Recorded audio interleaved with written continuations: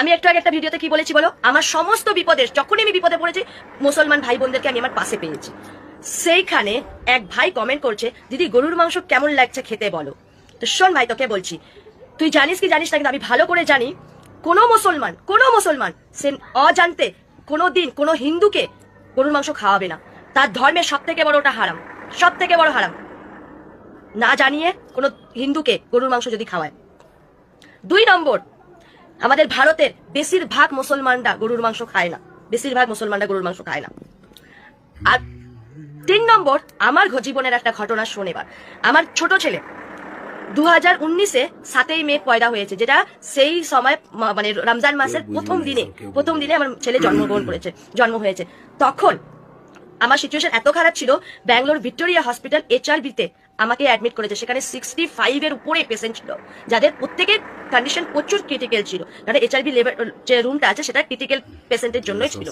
সেইখানে তামিল, তেলুগু, কানাডা, হিন্দি প্রচুর পরিমাণে পেশেন্ট ছিল। তাদের মধ্যে কিছু পেশেন্টের সিজারিং করা হয়েছে, আবার আমার নর্মাল হয়েছে, আবার কিছু পেশেন্টের নর্মালও হয়েছে, কিন্তু স্থলে দুধ আসেনি, স্থল পান করতে পারেনি। আর সিজারিং পেশেন্টের তো বিশেষ করে হয়ই না, স্থল পান করা যায় না। বাচ্চাগুলো কেঁদে কেঁদে কেঁদে কেঁদে গলা শুকিয়ে গেছে চিল্লিয়ে। সেই সময় আমাদেরই ওয়ার্ডে সুলতানা আপা বলে এক মহিলা ছিল, যার অলরেডি 3টে বাচ্চা ছিল, তারপরেও সে বাচ্চা আবার একটা পয়দা হয়েছে বলে ডাক্তার ওকে মানা করেছিল, তবুও হচ্ছে জন্মগ্রহণ করেছে। সেই আপা স্থলে দুধ প্রচুর পরিমাণে, আর আমারও প্রচুর পরিমাণে। আমি এবং ওই আপা আরেকজন ছিল, সেও ওর নাম কি যেন ভুলে যাচ্ছে, লক্ষ্মী। আমরা 3 জন মিলে 17 জন বাচ্চাকে দুধ খাইয়েছি, আমাদের নিজেদের স্তন পান করিয়েছি 17টা বাচ্চাকে। তাহলে বল এবার গরুর মাংসটা কোথা থেকে আসলো? সেই মুসলমান সুলতানা আপা কিন্তু খাইয়েছে।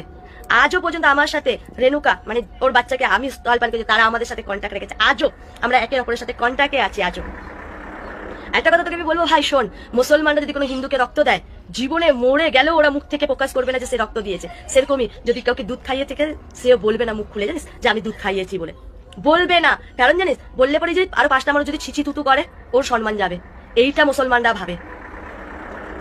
আরেকটা কথা শোন, তোকে বলছি, এই যে গরুর মাংস নিয়ে এখন তোরা খুব কম বয়সের ছেলেরাই বেশি করছিস, গৌমাতা রাকসানে